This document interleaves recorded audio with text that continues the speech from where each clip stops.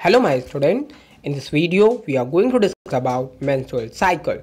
So first thing in this video my focus related to menstrual cycle is why and how this occur in females. So as you know that student, the process of menstrual cycle is only occur in mammal primates, and the primates example is human females and also monkey. So these organisms shows menstrual cycle. तो firstly यहाँ पर आप word का मतलब समझो कि menstrual का मतलब क्या होता है या मेंस्ट्रुएशन का मतलब क्या होता है, एंड देन साइकिल का मतलब क्या होता है। तो साइकिल का मतलब तो आप समझते हो कि अगर जीरो से हमने स्टार्ट किया और वापस जीरो पे पहुँच रहे हैं घूम फिर के, तो इसका मतलब वो साइकिल है, मतलब कि वो प्रोसेस जो है वो अल्टरनेट होती रहेगी, तो उसे हम साइकिल बोलते हैं। एंड देन मेंस्ट्रुअल का मतलब क्या होता है ये हम समझते हैं। तो यहाँ पर आप देख रहे हैं हम यहाँ पर डिस्कस करेंगे टोटल एनसीईआरटी के डायग्राम को, कैसे आप इसे रीड करेंगे, कैसे आप इसे अंडरस्टैंड करेंगे, ये भी बात मैं आपको बताऊँगा। सो समझते हैं यहाँ पर साइकिल का मतलब तो आप समझ गए। अब यहाँ पर हम समझते हैं मेंस्ट्रुएशन का मतलब क्या होता है।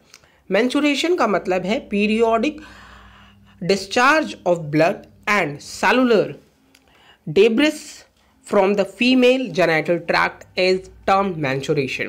So आप जानते हैं फीमेल्स में जेनाइटल ट्रैक्ट से ब्लीडिंग होती है या ब्लड निकलता है, और उसके साथ ही साथ कुछ और सेलुलर थिंग्स निकलती हैं। यहाँ पर डेब्रिस वर्ड का मतलब क्या है? डेब्रिस वर्ड का मतलब होता है मलबा, मतलब टूटा फूटा कुछ भी सामान।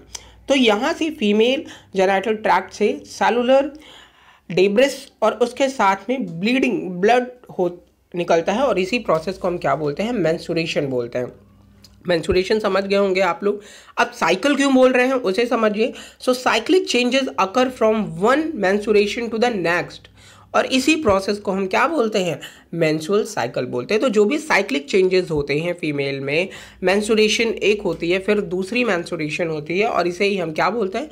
मेंस्ट्रुअल साइकिल बोलते हैं। और इसका ड्यूरेशन क्या होता है? तो इसका ड्यूरेशन आप बोलते हो 28 डेज होता है। 29 डेज को हम यहाँ पर मेंस्ट्रुअल साइकिल का टाइम ड्यूरेशन बोलते हैं। सो फुल स्टूडेंट्स आप ये समझ गए होंगे कि मेंस्ट्रुएशन क्या होता है, मेंस्ट्रुअल साइकिल क्यों होता है और कहाँ होता है, इसकी बात भी हम समझते हैं। नेक्स्ट यहाँ पर हम देखते हैं कि मेंस्ट्रुअल साइकिल स्टार्ट होने को क्या बोलते हैं फीमेल में, और स्टॉप होने को क्या बोलते हैं। बिकॉज ऑफ आप ये बहुत अच्छे से जानते हैं कि जो मेंस्ट्रुअल साइकिल है वो फीमेल्स में होता है और पीरियोडिक चेंजेस होता है, और ये उनकी रिप्रोडक्टिव फेज होती है। जैसे कि हम बोलते हैं ना pre reproductive phase, post reproductive phase, है ना, और रिप्रोडक्टिव फेज। तो ये यहाँ पर इनमें रिप्रोडक्टिव फेज को शो करता है। So at the time of a puberty females में जब फर्स्ट मेंस्ट्रुअल देखा जाता है, फर्स्ट ब्लीडिंग अकर होती है, तो इसे हम बोलते हैं मीनार्च। और मीनार्च का जो एज ग्रुप आप बताते हो फीमेल्स में, वो आप 11 to 13 ईयर बताते हो। तो ये तो हम समझ गए menarche, it mean first menstrual. Clear. Next one यहाँ पर मेंशन है मीनोपाउज। अब मीनोपाउज का मतलब क्या होता है? तो मीनोपाउज का मतलब हम यहाँ पर कहते हैं कि फीमेल्स में मेंस्ट्रुअल साइकिल स्टॉप होने की स्टेज, और वो होती है 45 to 50 ईयर। तो इनके एज ड्यूरेशन के बीच में ही फीमेल्स में मेंस्ट्रुअल साइकिल स्टॉप होती है। तो ये दोनों टर्म आप समझ गए होंगे, मीनार्च एंड मीनोपाउज, जो कि स्टार्ट फर्स्ट ब्लीडिंग या फर्स्ट एमसी को आप बोलते हो, और मीनोपाउज आप बोलते हो लास्ट एमसी को। तो इतना क्लियर हो गया होगा आपको कि मेंस्ट्रुअल साइकिल में स्टार्टिंग और स्टॉप को हम क्या बोलते हैं। नेक्स्ट फैक्ट यहाँ पर हम अंडरस्टैंड करते हैं। मैं आपको अब इस ग्राफ को रीड करना सिखाता हूँ। तो देखिए आपको यहाँ फोकस करना है स्टेजेस पर। आपको यहाँ पर रीड करना आना चाहिए कि आखिर हम ये ग्राफ तो बनाए एनसीईआरटी में, बहुत अच्छा है, बट इसे हम कैसे समझें। सो फोकस करिएगा यहाँ पर। अगर आप डेज पर फोकस करें, डेज यहाँ पर मेंशन है, और डेज स्टार्ट है 1 से लेकर के 29 तक, ठीक है, 28 या 29 तक यहाँ पर डेज मेंशन है। देन उसके बाद इन्हें डेज वाइज ही अलग अलग स्टेजेस में डिवाइड किया गया है। कौन कौन से स्टेजेस? सबसे पहले आपको दिख रही है यहाँ पर मेंस्ट्रुएशन, जो कि 1 to 3 या 4 डेज तक हम बोलते हैं। देन उसके बाद 4-5 डेज से शुरू होती है 14 डेज तक या 15 डेज तक, उसे हम बोलते हैं फॉलिकुलर फेज या फिर प्रोलिफरेटिव फेज। एंड देन उसके बाद 15 डेज से स्टार्ट होकर के 28 या 29 डेज तक जो हमारी साइकिल होती है या स्टेज होती है, उसे हम ल्यूटियल फेज या सेक्रेटरी फेज बोलते हैं। अब आप कहेंगे सर ये तो बता दिया आपने, लेकिन अभी हमारे समझ में नहीं आया कि हम इन स्टेजेस का नाम क्यों बोल रहे हैं ये, और इन स्टेजेस का मीनिंग क्या होता है। तो बिल्कुल पहले हम इनके नेम और इनके स्टेजेस को समझते हैं। तो देखिए फीमेल्स में अगर हम फीमेल रिप्रोडक्टिव ऑर्गन्स की बात करते हैं तो आप बोलते हो कि सर मेनली जो इनका एक मेन रिप्रोडक्टिव ऑर्गन है वो होता है ओवरी, और दूसरा आप ऑर्गन जो एक्सेसरी ऑर्गन एक तरीके से बोल रहे हैं वो होता है यूट्रस। ठीक है, अब मैंने आपको बताया कि ओवरी का काम क्या है, तो आप कहते हो सर ओवा का फॉर्मेशन करना है, सेकेंडरी oocyte का फॉर्मेशन करना है, या एक तरीके से हम बोल रहे हैं कि जो फॉलिकल सेल हैं उनको डेवलप कराने का काम हम ओवरी में कराते हैं। मैंने कहा बिल्कुल सही बता रहे हो आप लोग। देन उसके बाद मैंने कहा यूट्रस का क्या काम है, तो आपने कहा सर यूट्रस का काम है कि अगर प्रेगनेंसी की प्रोसेस होती है फीमेल्स में तो जो इम्प्लांट करना है हमको जाइगोट, वो हम यूट्रस में कराते हैं। मैंने कहा कि ये आप लोग बिल्कुल सही हो, बिल्कुल सही बता रहे हो। तो अब ये प्रोसेस मेंस्ट्रुअल साइकिल की इन दो ऑर्गन्स में हो रही है, तो कैसे हो रही है इसे समझते हैं। तो फर्स्टली स्टूडेंट मैंने बोला ओवरी में आप पहली प्रोसेस बता रहे हो, तो ओवरी में जब आप बात करोगे तो आपने बोला सर यहाँ पे फॉलिकल्स का फॉर्मेशन होता है। मैंने कहा बिल्कुल, देखिए यहाँ मैं शॉर्ट एब्रीविएशंस लिख रहा हूँ, जैसे एफ अगर लिखा तो आप समझ जाइए कि ये फॉलिकल्स का फॉर्मेशन मैं यहाँ पे करा रहा हूँ। तो इसी वजह से, क्योंकि यहाँ फॉलिकल का फॉर्मेशन होता है ओवरी में, और ये कब हो रहा है, फॉलिकुलर फेज में हो रहा है। तो हमने क्यों नेम दिया फॉलिकुलर फेज, ये समझ में आया आपको कि पहली जो हमारी मेंस्ट्रुअल के बाद की स्टेज थी, मेंसेस के बाद की जो स्टेज थी, जिसे आपने बोला था यहाँ पर फॉलिकुलर फेज। क्यों बोला, क्योंकि यहाँ पर फॉलिकल का फॉर्मेशन होता है, और इवन हमने उसे डे वाइज भी क्लियरली किया कि जो हमारा 3rd या 4 डेज से स्टार्ट होकर के 14 डेज तक की जो प्रोसेस है, 13 to 14 डेज तक की जो प्रोसेस है उसे हम फॉलिकुलर फेज बोलते हैं। और क्यों बोलते हैं, क्योंकि इसमें फॉलिकल का फॉर्मेशन होता है। इतना क्लियर है, इतना समझ गए आप लोग। देन उसके बाद स्टूडेंट अब आपको आगे डेज में बढ़ना है। फिर इसके बाद ओवरी में ही ओव्यूलेशन होता है, ये बात भी आप जानते हैं कि ओवरी में ही नेक्स्ट जो प्रोसेस हम बताते हैं कि यहाँ पर हम कराएंगे ओव्यूलेशन। अब ओव्यूलेशन का मतलब आप क्या समझते हो कि जो ग्राफियन फॉलिकल है, ग्राफियन फॉलिकल रप्चर होती है और सेकेंडरी oocyte रिलीज करती है, या इसे ही हम क्या बोलते हैं, ओवा बोलते हैं। तो ये जो ओवम का रिलीजन हो रहा है इसी वजह से हम ओव्यूलेशन बोलते हैं। किन डेज में ये होता है, तो आप कहते हो सर 14 डेज में होता है ओव्यूलेशन की प्रोसेस। कहाँ हो रही है ओव्यूलेशन की प्रोसेस, ओवरी में हो रही है, बिल्कुल। तो इस वजह से भी हम इसे फॉलिकुलर फेज या ओव्यूलेशन फेज बोलते हैं। 14 डेज पे हम क्या बोल रहे हैं, ओव्यूलेशन बोलते हैं। नेक्स्ट उसके बाद स्टूडेंट आपने कहा सर अगर हम इन डेज को आगे बढ़ाएं, मतलब 15 to 28 डेज तक की बात करें अगर हम, तो आपने कहा सर आपने इसका नेम दिया ल्यूटियल फेज। भाई फॉलिकुलर फेज के बगल में आप क्या देख रहे हो, ल्यूटियल फेज देख रहे हो, जो कि ओवरी से रिलेटेड है। तो आखिर क्या मतलब होता है ल्यूटियल फेज का, तो आप जानते हैं ओव्यूलेशन के बाद जो हमारे पास ग्राफियन फॉलिकल बची है, वो ग्राफियन फॉलिकल से ओव्यूलेशन होने के बाद, मतलब सेकेंडरी oocyte रिलीज होने के बाद, ओवम रिलीज होने के बाद क्या बचा, तो जो पार्ट हमारे पास बचता है उसे हम क्या बोलते हैं, कॉर्पस ल्यूटियम बोलते हैं। तो ल्यूटियल फेज क्यों बोला, because of here luteus corpus luteum form होता है, इस वजह से इसे हम ल्यूटियल फेज बोलते हैं। तो यहाँ पर आपको मैंने कुछ नहीं बताया, मैंने आपको सिर्फ इतना बताया कि मेंस्ट्रुअल साइकिल में ओवरी में कौन कौन सी प्रोसेस हो रही हैं, और यहाँ पर हम जो दो नेम यूज कर रहे हैं फॉलिकुलर फेज और ल्यूटियल फेज वो क्यों कर रहे हैं। इतना क्लियर हो गया आप लोगों को। अब नेक्स्ट यहाँ पर मैं यूट्रस की बात करने वाला हूँ, ठीक है। यूट्रस की बात अगर मैं करूंगा तो अब यूट्रस में कौन कौन से प्रॉपर फंक्शन होते हैं और नेम क्या है इनके वो समझिएगा। तो देखिए पहला नेम जो आपने यहाँ पर यूज किया यूट्रस में क्या है, यूट्रस में है एंडोमेट्रियम। देखिए पेरीमेट्रियम सबसे आउटर वॉल थी, फिर उसके बाद मैंने बताया मायोमेट्रियम मिडिल वॉल है, एंड देन उसके बाद थर्ड वन मैंने आपको क्या बताया, थर्ड वन मैंने आपको बताया है कि यहाँ पर वॉल प्रेजेंट है एंडोमेट्रियम। तो जो साइक्लिक चेंजेस होते हैं ड्यूरिंग द मेंस्ट्रुअल साइकिल वो कहाँ होते हैं, एंडोमेट्रियम में होते हैं। तो सिंपल सी बात है यूट्रस में हमें जिस पार्ट का यहाँ पर स्पेशली वर्क है वो है एंडोमेट्रियम, ठीक है। अब एंडोमेट्रियम का क्यों काम है, इम्प्लांटेशन में। तो आपने कहा सर इम्प्लांटेशन जो हम कराएंगे जायगोट को, इसके लिए हमें एंडोमेट्रियम की वॉल का वर्क है। मैंने कहा बिल्कुल। देन उसके बाद आपने नेम क्या यूज़ किया था उस स्टेज में, आपने इसे कहा प्रोलिफरेटिव फेज।